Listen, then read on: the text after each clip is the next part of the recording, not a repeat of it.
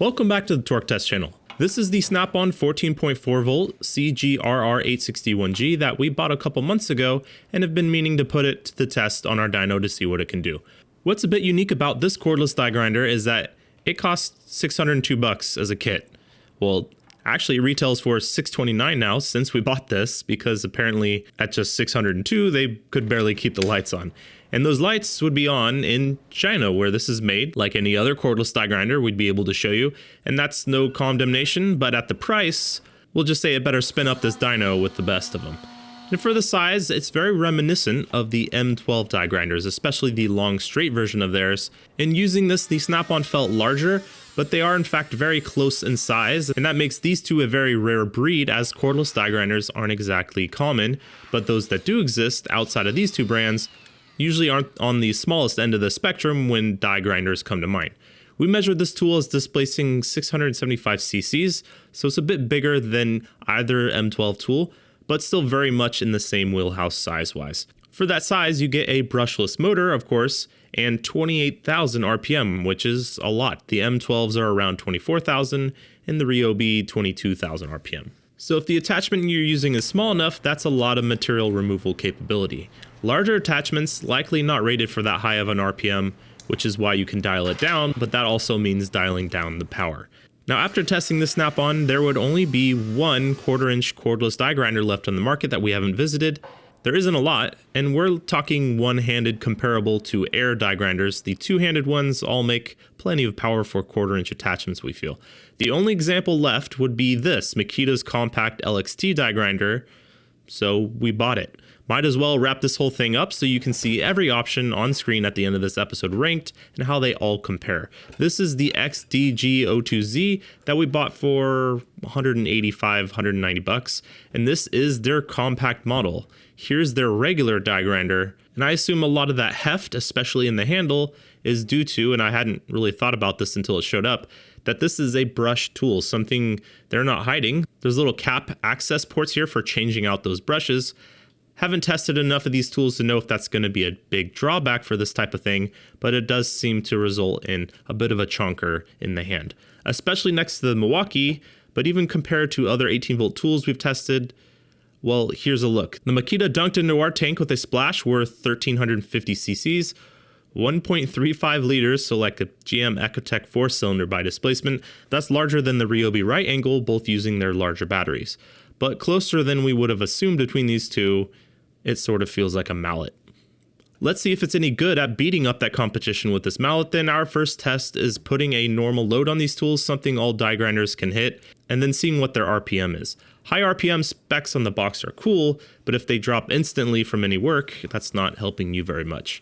Here's the Snap-on running a 130 watt load.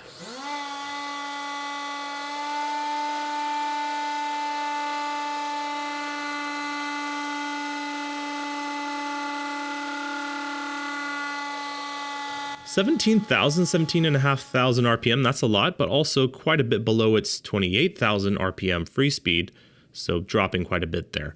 Up next is the Makita, and because it's a great opportunity to do so, we have a real 5 amp hour Makita LXT pack and a not so real 9 amp hour battery that we bought, which has been historically performing similar on impacts as the 5 amp hour, but a setup like this with a more direct driven from the motor type of tool should give us a precise representation of what each of these can do. Here's the 5 amp hour pack.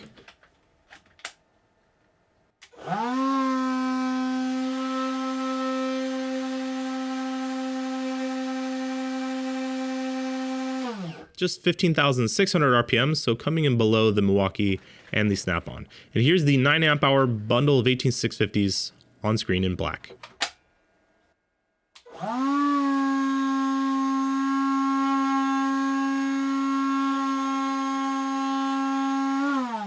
$16.2, $16.3K, so that would imply some performance advantage. Let's see where the Snap-on tops out in watts and horsepower compared to Milwaukee's most powerful example. Starting out at 140 here, and let's see where it will climb to.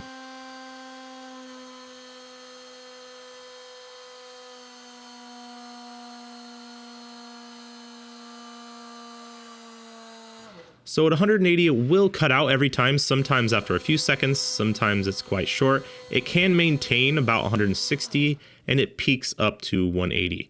You'll notice we were at just 14,000, 15,000 RPM here, which is typically fine for these tools, but a motor meant to be spinning 25 to 28, that's quite an example of it bogging down, to the effect that it was hard to dyno because the spindle speed would fall off so quick once under load that the tool would often just cut out unexpectedly.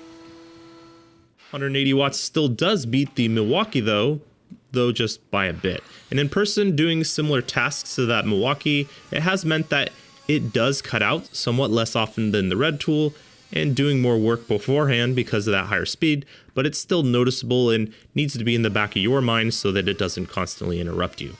1/4 inch burrs and stuff like that though, it's mostly no issue.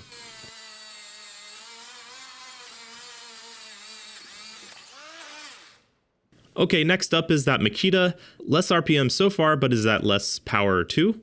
Let's see the 5 amp hour pack first.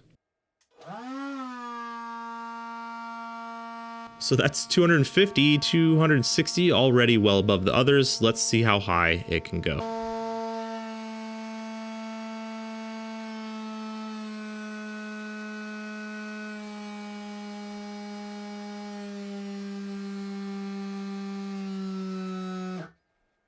At 330 watts, it cuts out, and that seems pretty consistent as it will do 290, it'll do 300, 310 all day, 320 for extended periods and then cut out, or 330 for brief periods and call it a day.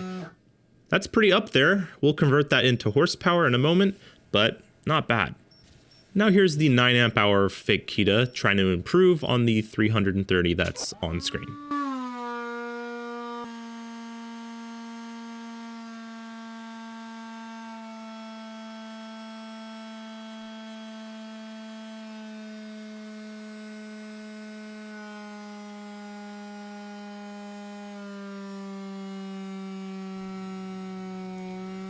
So the big boy 9 amp hour pack will dip into the 340s, which is nice, but not much beyond.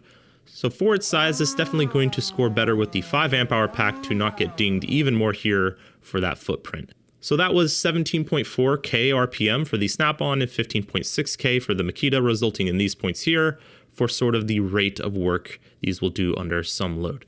Then peaking up to 180 before cutting out for the Snap-on, and it can sustain at 160, then 330 and 310 for the same when we're talking about Makita. That converts to 0.24 horsepower as measured, about 1/4 horsepower, and 0.44 horsepower as measured for the Makita. Totaling these gives us 446 points for the Snap-on and 661 for the Makita, putting the Snap-on just above the 420 or so the Milwaukee options make, and the Makita below the Ryobi, which remains, in our opinion, the best cordless die grinder on the market despite its somewhat awkward battery shape.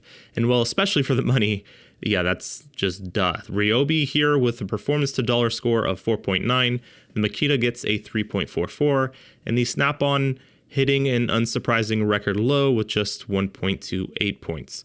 You're going to get nearly 4 times the performance per dollar buying the Ryobi, both being brushless tools made in the same country. So having bought every 1/4 inch cordless die grinder on the market in this category, for the right angle, it's Ryobi for us, and for the straight, the M12 is fine for small stuff really, size-wise it's decent to hold, but you're definitely not going to be using it as like a cutoff tool on anything serious. The Makita might just be the next step up for any decent power, which is crazy as it's not exactly a brand new tool and not brushless. Can't wait to see the brand update this model, or brands like DeWalt get involved in this category at all. To see those tested when they come out in the future, click subscribe, and thanks for watching.